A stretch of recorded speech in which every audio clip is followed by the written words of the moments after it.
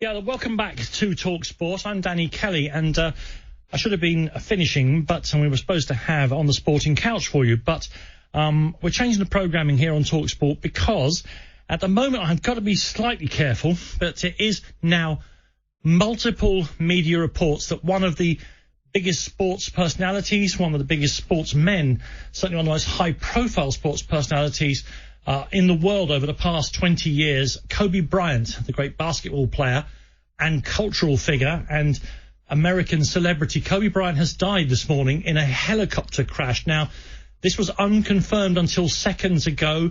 Now, reliable news sources are telling us that Kobe Bryant has died. So I'm going to stay on for the next hour here on TalkSport as we try to unravel what's happened and to get some feeling for who, what, and the legacy of Kobe Bryant himself. I am so lucky that he was preparing for the Trans-Europe Express program. Andy Brassell, of course, genius on European football, is also where I tend to concentrate on American football, is a huge fan of the NBA. And Andy joins me on in the studio right now. Good evening, Andy. I say good evening. Unusual circumstances for us. First of all, I'm gonna say it again. There has been doubts over the last hour about these reports, but now news outlets as reliable as ESPN are saying that Kobe Bryant has died. First of all, your personal reaction to this news? It's very difficult to believe, and it's very difficult to take in.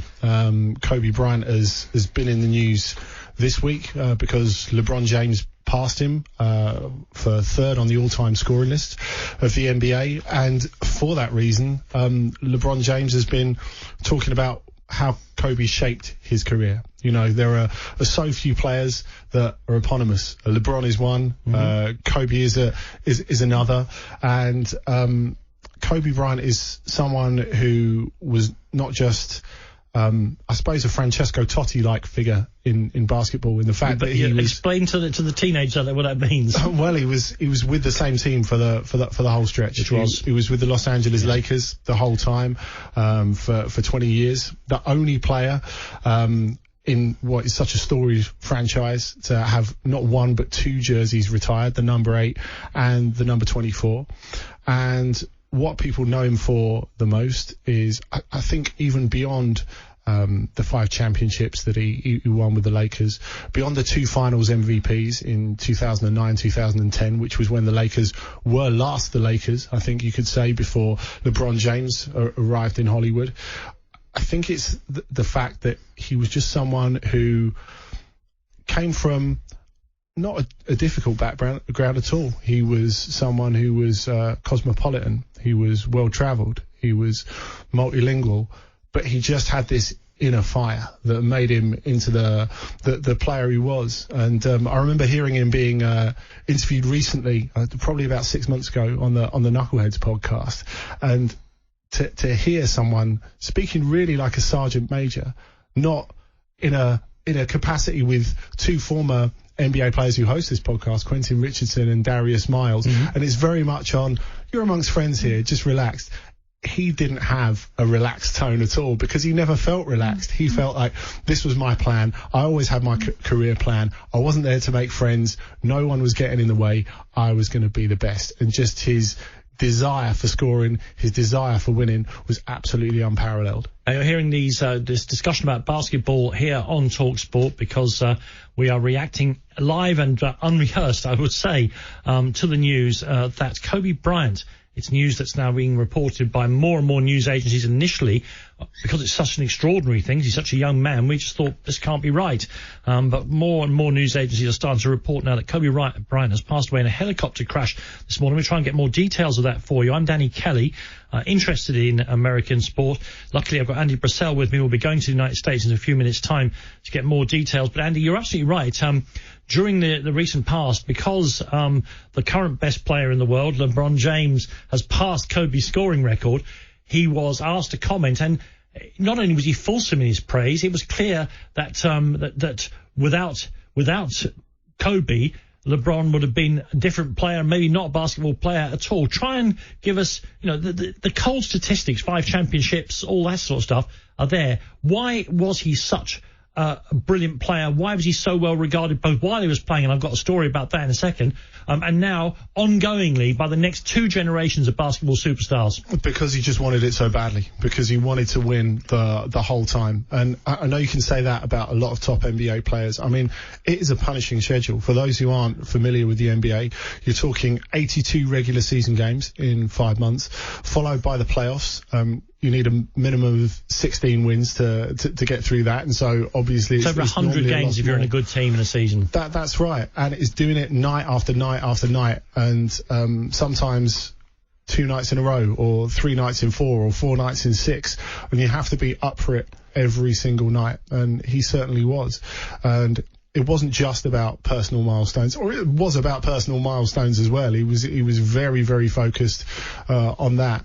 But what I found very interesting about Kobe is after he kind of limped really through the last couple of years of his career, he had a shoulder that just wouldn't get better from all that regular wear and tear.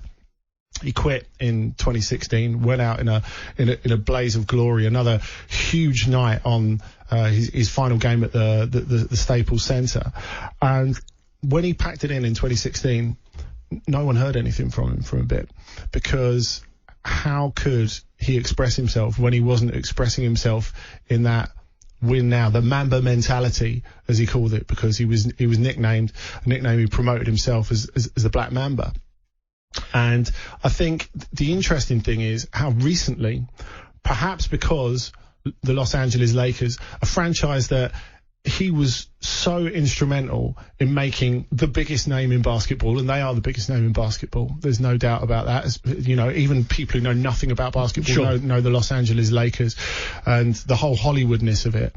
But he'd been appearing on courtside a few times recently, and it's because his teenage daughter Gia, who's quite a player apparently of 14, she's started really getting into the game, and she's demanded that her dad take her along. Now, I think the fact that he charmed people across the continent, in Europe as well, because he spoke fluent Italian, big Milan fan as well, showed a lot of interest in European sports too.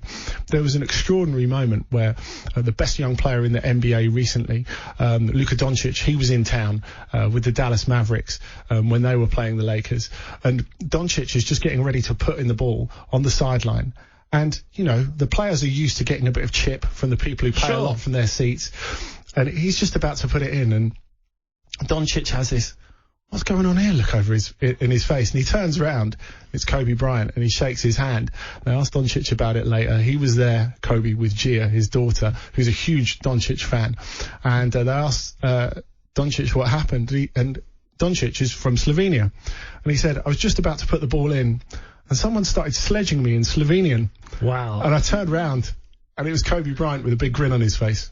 We're going to get more news from the United States and assessments of the life, career, legacy of Kobe Bryant, who we've heard and are now confirming, I think, that has died in a helicopter crash this morning in the United States.